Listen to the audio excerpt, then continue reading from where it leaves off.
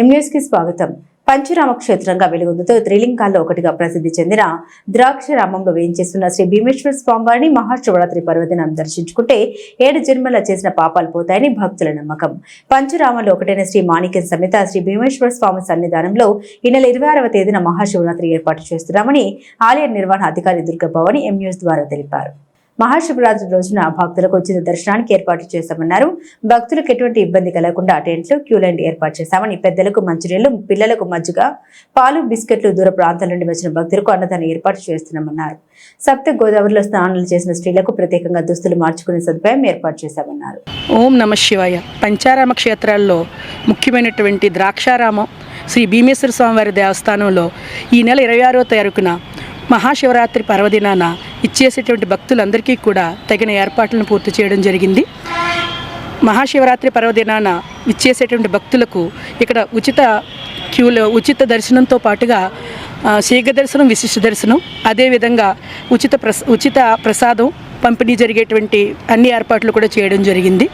అలాగే మధ్యాహ్నం ఇక్కడ స్థానికంగా ఉన్నటువంటి సత్యసాయి అన్నదాన ట్రస్ట్ వారి ఆధ్వర్యంలో అన్నదానాన్ని కూడా నిర్వహించడం జరుగుతుంది. భక్తులు మరియు సేవా సంఘాల సహకారంతో ఆ రోజు క్యూ లైన్లో వేచి ఉన్నటువంటి భక్తులందరికీ కూడా మంచినీటి సదుపాయము, అదేవిధంగా చిన్నపిల్లలకు పాలు, మజ్జిగ ఇటువంటి సౌకర్యాలను కూడా ఏర్పాటు చేయడం జరిగింది.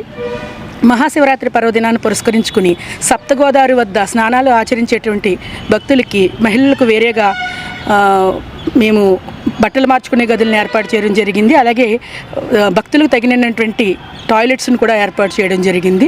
కాబట్టి ఈ మహాపర్వదినాన వచ్చేటువంటి భక్తులందరూ కూడా శ్రీ స్వామివారిని దర్శించుకుని తరించవలసిందిగా ప్రార్థిస్తారు. అర్చకత్వం చేస్తున్న ద్రాక్షారామ భీమేశ్వరం దేవస్థానం అర్చకుడిని భీమశంకర నారాయణ సుప్రకాష్ నా పేరు.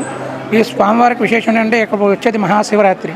ఈ మహాశివరాత్రి 26వ తారీఖున తెల్లవారుజామున 3 గంటలకి స్వామివారికి తీర్థబిందుతో ప్రారంభమవుతుంది.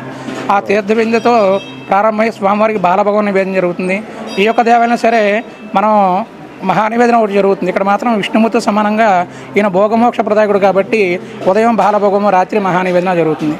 ఇక్కడ స్వామివారికి అభిషేకం కానీ దర్శనం కానీ చేస్తే 108 దేవాలయాలు చేస్తే ఎంత ఫలితం ఉందో ఆ ఫలితం మనకు కలగజేయడం కాకుండా సప్తజన్మ కృతం పాపం 7 జన్మలు చేసిన పాపాన్ని పోగొట్టి ఈ యొక్క పుణ్యాన్ని 7 జన్మలకు మనం కలగజేస్తున్నట్టు చెప్తుంటారు.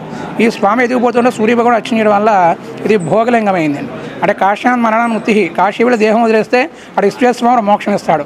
ఈ ద్రాక్షారం వచ్చి స్వామివారికి దర్శనం చేసుకుంటే బతున్నదగాన్ని, భోగాన్ని, చనిపోయిన మోక్షాన్ని కలిగేస్తాడు.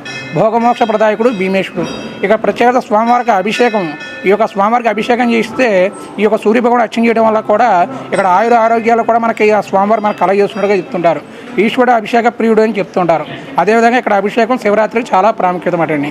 ఓం నమ శివాయ. మరిన్ని తాజా వార్తా విశేషాల కోసం ఎం న్యూస్ ను సబ్స్క్రైబ్ చేయండి, మీ మిత్రులకు షేర్ చేయండి.